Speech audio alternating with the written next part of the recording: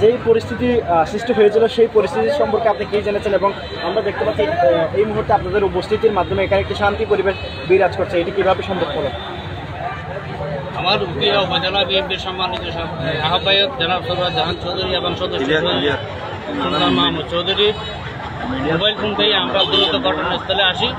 এসে আমরা দেখতে পেলাম আমার ইউনিয়ন বিএনপির সভাপতি সহ আব্দুল গফুর চৌধুরী সহ আমি এবং তাজউদ্দিন আমরা একসাথে এখানে এসে ঘটনাস্থলে দেখতে পেলাম যে ফুটবাজার থেকে কিছু সিএনজির গাড়ি আসছে এবং সিএনজির গাড়ি নিয়ে কিছু মানুষ আসছে এবং স্থানীয় কিছু মানুষ সিএনজির শুনলাম গতকালকের একটা ঘটনা ইস্যু টেনে এখানে একটা ঘটনা হয়ে গেছে। আমরা তাৎক্ষণিক এসে এটা সমাধান করে দিয়েছি। এটা শুনেছি আমাদের ছাত্র দলের কে না কে জড়িত, যে জড়িত থাকুক তার বিরুদ্ধে আমরা সাংগঠনিক ব্যবস্থা নিব, দ্রুত আমরা সাংগঠনিক ব্যবস্থা নিব। এগুলো আমার বক্তব্য শেষ করলাম। এখানে আসলে পরিস্থিতি কি হয়েছিল, আপনি মানে ঘটনাটা কি জানেন? ঘটনাটা হয়েছিল একটি ড্রাইভারকে মারার কেন্দ্র করে, ফুটবাজার স্টেশনে একটি ড্রাইভারকে মারার কেন্দ্র করে এখানে ঘটনাটা মূলত হয়েছে। ওই ড্রাইভারটা এখানকার স্থানীয় মরিচার স্থানীয় কিছু লোক নিয়ে ওইখানকার কিছু গাড়ি এরা আটকাইছে। প্রতিহিংসামূলক হয়তো তারা বিচার পায় নাই বা বিচার হয়েছে তারা মন মতো হয় নাই, তো তারা অপরাধ করেছে। যদি বিচার না পায় ঊর্ধ্বতন আমরা ছিলাম, আমাদেরকে বলতো আমরা বিচার করে দিতাম। তারা ভুল করেছে, অন্যায় করেছে। এর বিচারের মাধ্যমে যে যার যেরকম শাস্তি হয় আমরা ইনশাল্লাহ শাস্তি করবো। এই যে আজকে অনেকগুলো সিএনজি রাখা হয়েছে, আটকে রাখা হয়েছে, এগুলো কারা করেছে?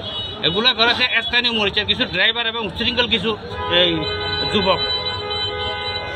ধন্যবাদ। এখন পরিস্থিতি কি নিয়ন্ত্রণে কিনা? এখন পরিস্থিতি ইনশাআল্লাহ নিয়ন্ত্রণে। আমরা সমাধাপতি আরফাত ভাই ছিল আমাদের সাথে, ফুটবাজার সমবায় সমিতির সভাপতি আরফাত ভাই ছিল, আমরা ছিলাম, আমার ইউনিয়ন বিএনপি সভাপতি আব্দুল গফুর চৌধুরী ছিল, আমি ছিলাম, তাজউদ্দিন ছিল, আমার স্থানীয় অনেক বিএনপি নেতৃবৃন্দরা ছিল। আমরা এটা ঘটনার সমাধান করে দিয়েছি মোটামুটি। এই মুহূর্তে আপনার সাথে একটু কথা বলতে চাই।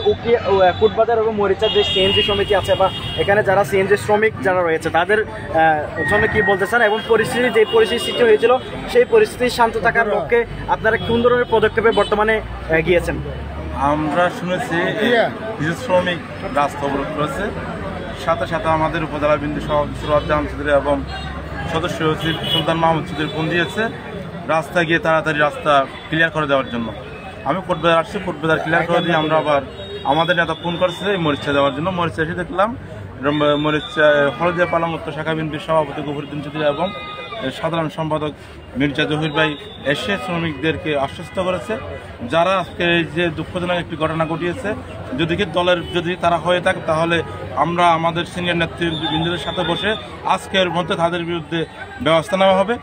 আপনারা জানেন বিএনপি 5 আগস্টের পর থেকে আমরা হার্ডলাইনে সন্ত্রাসীর বিরুদ্ধে, চাঁদাবাজের বিরুদ্ধে, চাঁদাবাজের কোনো জায়গায় বিএনপির মধ্যে হবে না।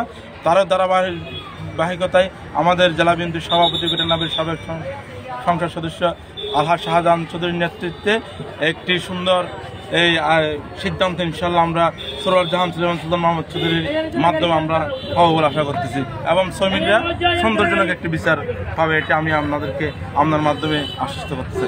উপস্থিত যে শ্রমিকরা এখানে উপস্থিত রয়েছে তাদের উদ্দেশ্যে কি বলতে চান?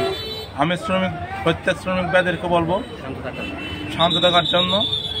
যে ঘটনাটি হয়েছে একটু অনাকাঙ্ক্ষিত একটি ঘটনা, যদি কি তারা দাবি করতেছে আমাদের দলের, আসলে সে আমাদের দলের নয়।